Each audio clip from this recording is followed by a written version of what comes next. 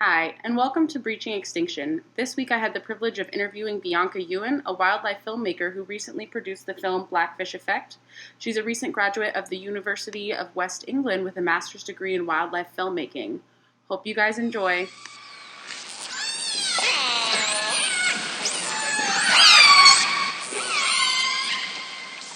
Oh, hello. I got you. Oh my gosh. Hello, how are you?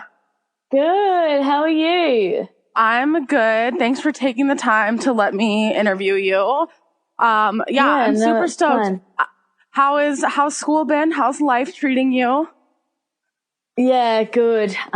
Pretty stoked to be finished, and I had an excellent time on Friday at the screening, and it was just really nice to see everyone there and finally see my finished film on the big screen. That was quite a surreal moment, really. Oh, no doubt. That's so awesome. I can't wait for it to come out. Do you want to just tell us a little bit about that? Yeah, of course. Well, it's great to be here. So the Blackfish Effect is a short film about the change in public opinion that kind of rippled through the industry as a result of the release of the film Blackfish back in 2013. So that film just made an incredible impact within the people that did watch it, and just slowly but surely, one by one, started to kind of create this domino effect, eventually kind of crippling the industry altogether. So my film kind of focuses on the after effects that's now 6 years on that are still being impacted from the film, and that's the growing trade in China. So the last capture of the killer whales, of wild killer whales, was still going on in Russia, and the Blackfish Effect essentially was the reason why they went out and caught more orcas than they had ever before. They were worried that it was the last chance that they would have, their last bite at the apple, as my interviewee says. And wow. And so they went out and caught those, and then so it's essentially about the end of the totaling end of the industry. Wow. So did you get to talk to anybody that did killer whale captures, or who were you interviewing for this film, or what did that process look like? So I didn't speak to anyone who did the captures. It was more about, I spoke to Tim Zimmerman, who's the associate producer and co-writer of Blackfish, kind of to understand a bit more about why or what he thought that the impact that the film would have. And they had no idea just how active people would get after the release of the film. So, all these protests started up. There became this, social media hashtag, saying watch Blackfish. There was a huge support from celebrities, and it just went wild. It just went viral, and he had no idea. And then I also spoke to, Dr. Naomi Rose, who is a marine mammal specialist, and she essentially taught me, she spoke to me about how the industry was before the release of the film and how it is now, and then also how it is essentially impacting on China. So she didn't really go into too much of the captures that funded the SeaWorld one. The Southern Residents, but she did go into a bit of the captures that were going on in Russia. But because it was quite hush hush, and it's a bit of a sensitive topic, I didn't actually get to speak to anyone who was doing the captures. Of course not, because that's not how Russians work, and everything's super secretive. So obviously, of course you wouldn't be able to talk to them. So essentially what you found out was that, when this film came out, it basically kind of just shook the whole world of killer whale captures and cetacean captures, and people were just trying to catch as many as they could before they had to stop, essentially.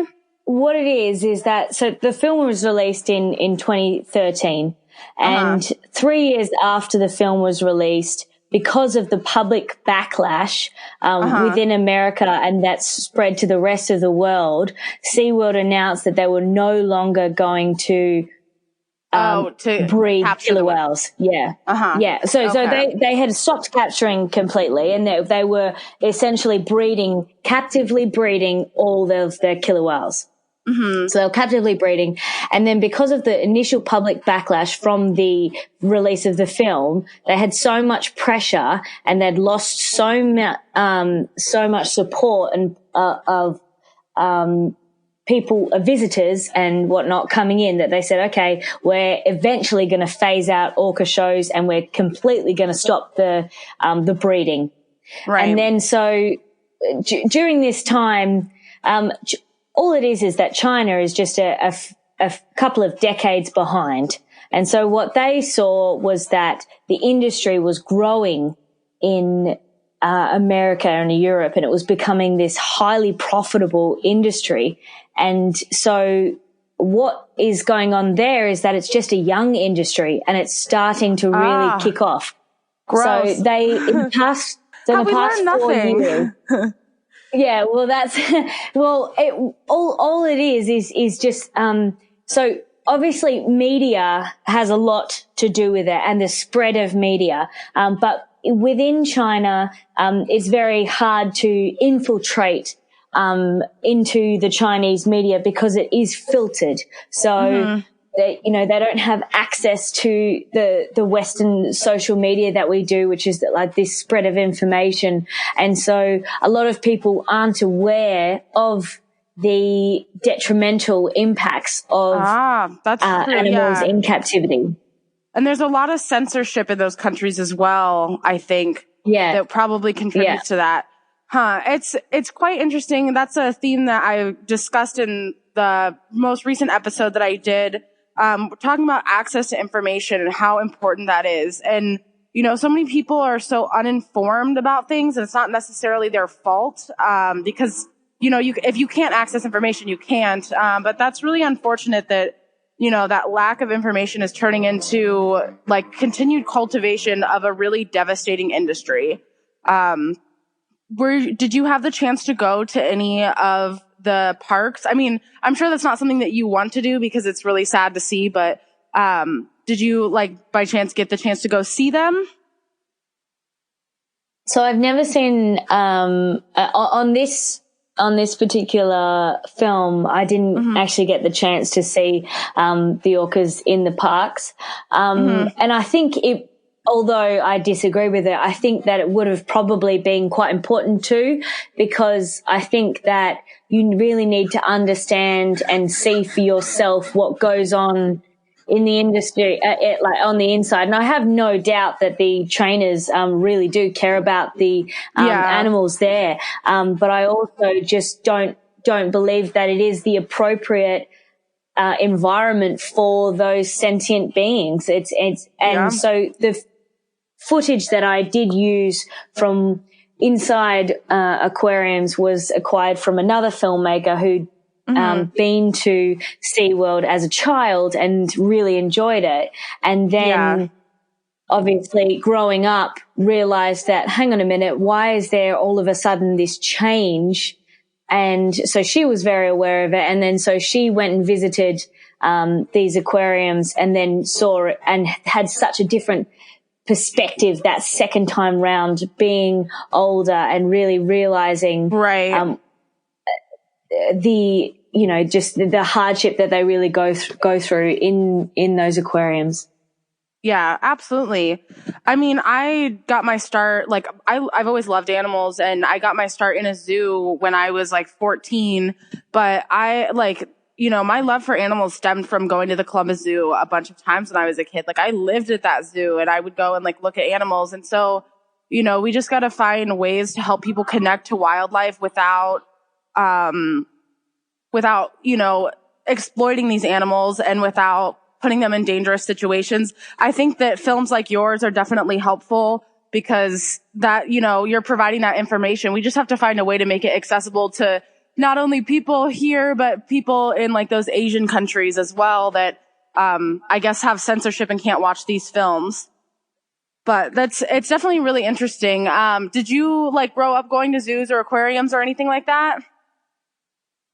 Yeah, absolutely. I think that is what a lot of people's, love for animals stemmed from, because it was that kind of closeness, and really the only place that you could see something like, like a lion or a giraffe or anything like that. We don't, living in Australia, yes, you do see kangaroos and whatnot, but you don't see those other types of animals. And definitely that was one of the reasons why I, like yourself, really grew to love animals. And I actually worked in an aquarium that didn't have any mammals at all, right, so no seals or dolphins. It had sharks and rays and stuff. And I mean, that was also, there was a lot of things that I agreed with and a lot of things that I didn't necessarily agree with, even just from being older and looking into how it operates as a business. Yeah. Oh, absolutely. But I think, yeah. It's interesting. I think that there is, it's hard to find that balance between the education that you need for, kids growing up, and also, having that conservation, but just presenting yourself as not just a tourist attraction. I think if zoos and aquariums have a tourist attraction being their main priority, then they're not doing the right thing. No, I agree with you. And it's interesting too, because I kind of thought that was the only way to work with animals growing up in that sort of environment. Like for some reason I was like, oh, the only way to work with animals is to be a vet or to work at a zoo. And like, it didn't occur to me to go outside and like see wild animals. And as I got older, I realized that is where you find the animals. And that's like where some of the most meaningful, impactful work and experiences are. But I found that a lot of zoos I've heard all of the spiels for why like zoos are good and they need to exist and blah, blah, blah. And it's not all good and it's not all bad. I had an experience working at Clearwater Marine Aquarium in, Clearwater, Florida, and they have Winter the dolphin, who they made a movie about called Dolphin Tail, where she had the prosthetic, tail, like, cause she got wrapped up in monofilament and it cut off circulation and her tail fell off. But essentially what this organization does is they rescue, rehabilitate, and release animals. And the ones that can't be released, they keep in captivity, and they use them as stewards for the environment. And I think that if all of other zoos and aquariums could model their morals and their values and ethics off of Clearwater Marine Aquarium, we'd be in a much better place. But I also talked in one of my episodes with Josh Murphy, who's the director of Artificial, and he was, he was encouraging people to go outside, like just go into your backyard. And I think that's where we need to start too with this environmental education, is just encouraging people to go outside and just like look around, because there is wildlife. A lot of times we just don't take the time to notice it. Yeah, no, I absolutely agree with you. And I think one of the things that people don't realize is, like he was saying, go out and into your own backyard. Like, I didn't need to necessarily travel to other countries, Iceland, to film orcas, or America, because there are orcas that I worked with back in Australia, but it was just off season, and that's the reason why I had to go abroad. But I think that it's really, you take for granted what you grow up with around you, and then you kind of seek those other experiences. You think it's more incredible to see those exotic animals, that might come from Africa, as opposed to, in America you would have like a mountain lion or a bear, and it's just something that you're used to. Mm-hmm. Yeah, absolutely. One of the questions that I've kind of been contemplating while going through this or while talking to you is, there's so many animals have been in captivity for a long time. There's a very interesting history of like animals being in circuses. Like if you look at Ringling and just like overall capture of animals and the way that people value them, why do you think that it's like that people care so much about killer whales and not necessarily the others? I think that people have realized that, well, originally people thought that orcas and killer whales, they were quite different, and they were quite, aggressive. And, by labeling them killer whales, you automatically put them in a certain box. But I think that over time people care about killer whales and a bit more, because they're starting to realize just how intelligent they are. And with more science coming out, it's not just how intelligent they are, but also everyone thought that every killer whale was the same. And with more science coming out, you're realizing that there's different ecotypes, and some of the populations haven't even been assigned an ecotype.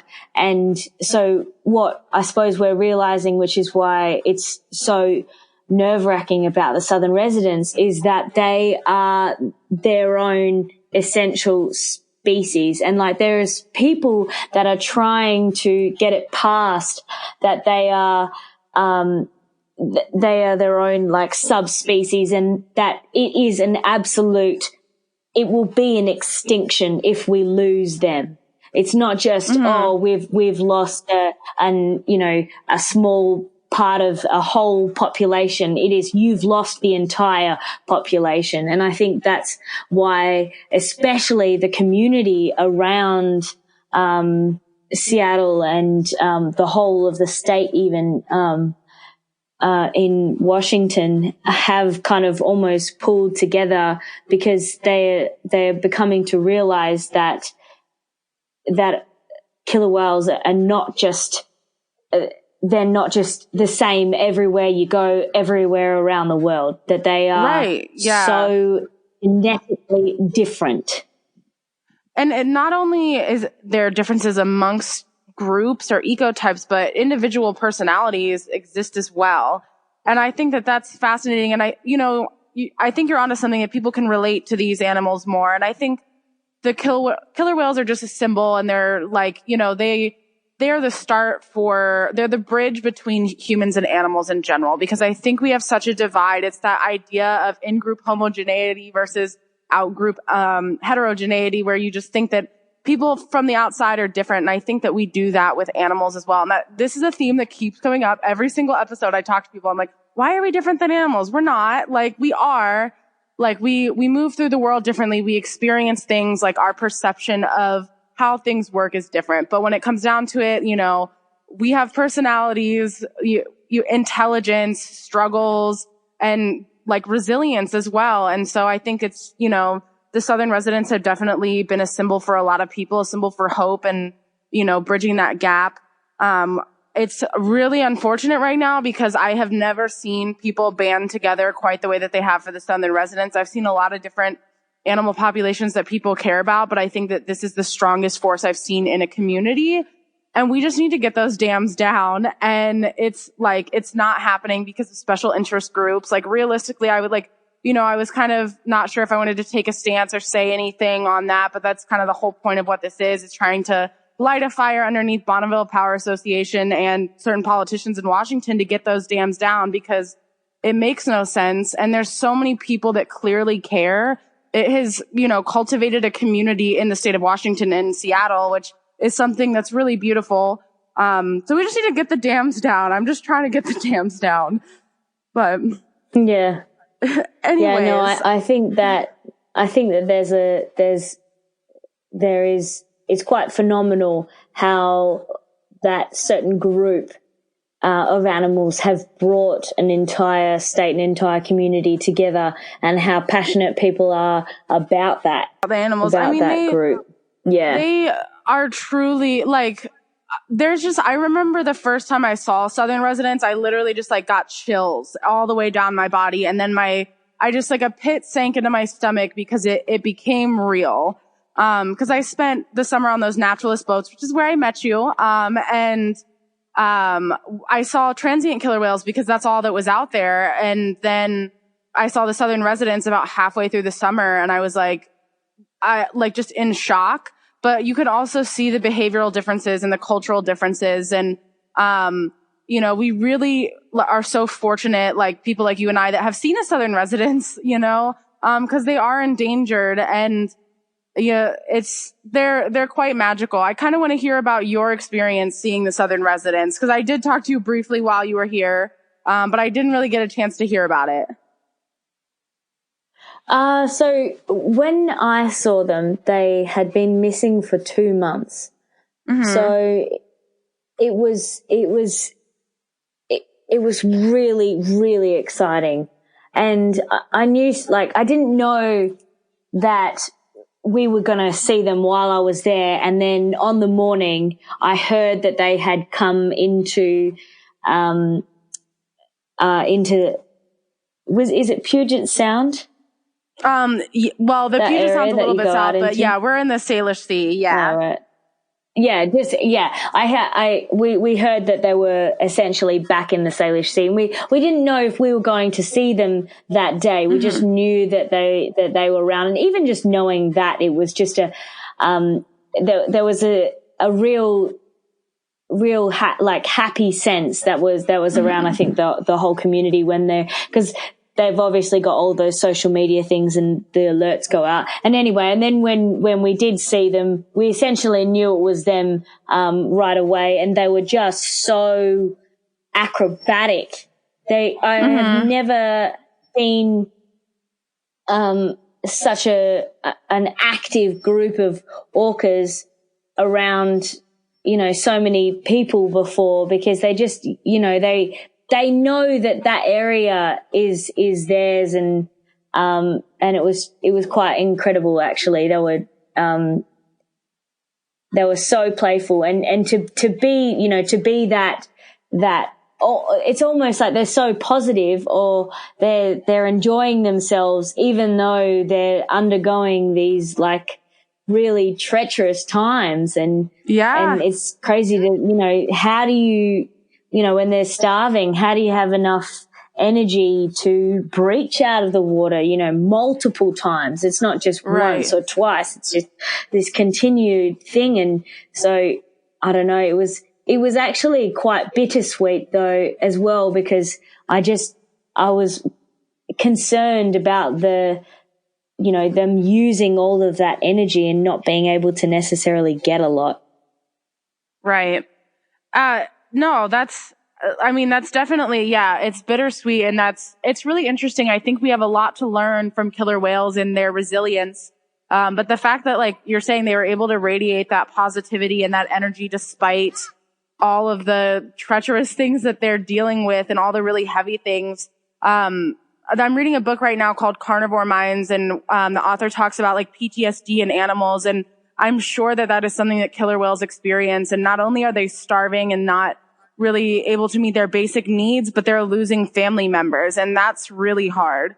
And I'm sure that they have they've learned things over generations, and that I don't know if they're able to carry on stories or pass down stories. Maybe that's one of the other things that makes humans is the ability to share stories. I don't know, but I wonder if they're ever affected, or if they know what their population used to look like, or what life used to be like. But it is really beautiful that they can still radiate that energy. And there's this idea of the collective unconscious, which essentially says that we all have collective energy or collective ideas or understandings that we don't necessarily communicate or think about consciously. And it makes me wonder if maybe they were able to put on a show to kind of inspire people, because I've read a lot of different books, and it seems like when people are uninspired or when they're not paying attention, these animals are able to just come out with all of this magic and inspire people and change the way that things are viewed. And I don't know, there's definitely something special about these animals. I had the privilege in high school of going to Canada and studying polar bears, and I remember seeing a polar bear that was also starving, and she came up and put her paws up on the tundra buggy, and I was literally 3 feet away from this polar bear, crying because I'm looking down into her eyes. But she still came over and was hey, I'm here, but not quite the same way that killer whales did. So I wonder what it is that's in them. And that's probably what connects us to them. I don't know. I just have a lot of questions that I can't answer. But that's really cool that you had that experience. Yeah.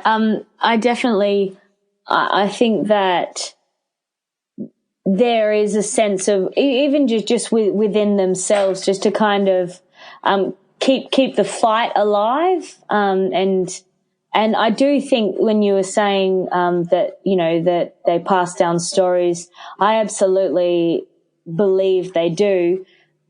Because, you've got the grandmothers and the mothers that are, they live in a matriarchal, society, and that's how they survive, by passing down stories and telling each other where the food is and how to hunt and all these types of things, and also, what to be careful of.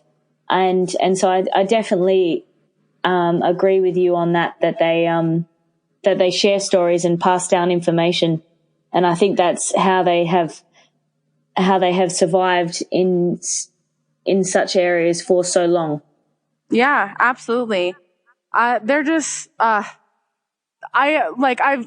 been so fortunate to have been to so many countries, and it sounds like you have too, but there's just something about killer whales that are just unique from other animals, and I can't put my finger on what it is. But I really resonate with these animals, and it sounds like you do too. But we just got to get more people to see that beauty as well. And I'm so excited for your film to come out. And I think that is really cool that you're looking at the social, political issues, and how that has transformed since the documentary Blackfish. And I can't wait to see with what you come out next, with. But do you have any plans for films in the future, or? Yeah. So, well, essentially I want to, now that I've gotten my master's, hopefully, make more impactful films, because Blackfish essentially taught me the power of film and its ability to influence change in our society. And that's what I see as being, my purpose, is to, continue to make impactful films to, spread, proper information and, hopefully influence some positive change. Yeah. And I can't wait to see it, because I remember that night that we were sitting on the beach. I think it was the night before you left, and you were telling me about another documentary, and your storytelling ability is just it's so insane. It's magical. I was getting chills, and you were just talking. And so I can't wait to see the magic and energy that you have put into films, and for everyone else to see that. Also, I just want to let everyone know that this master's program that you were in, what was it, 15 spots out of and you got it? It was pretty tricky to get into. Yeah. So let's just take a second to recognize that you're a bad and, that you're just going to go out here and take the world by storm. And I can't wait to see what you do. But that's I'm so glad that I met you and that I've had the opportunity to talk with you. I'm so excited for your film. Where can we access it once it's out? So I will be screening it online. I think I'm going to put it on YouTube as opposed to Vimeo, just because I think it will be easier to access for multiple people that way. So it will be on YouTube, and I will share the link with you, and you're able to pop it up on your podcast page. Or I'm so excited. Yes, definitely. So is YouTube something that you can access in all of the countries, or is that why you're putting it there, or is it just that it's free? Is that why it's more accessible? Yeah, I think just because it's it's a free to use media. Awesome. Cool. Well, I don't know that I have any other questions. Do you have any final thoughts or anything that you want to share with people? No, that was, I think we covered quite a bit of it. Yeah, I think we did too. And it was so good to catch up. I'm glad that you're thriving and you're out there changing the world. I can't wait to see what you do next. So, yeah, awesome. Well, thank you so much for taking the time to talk with me.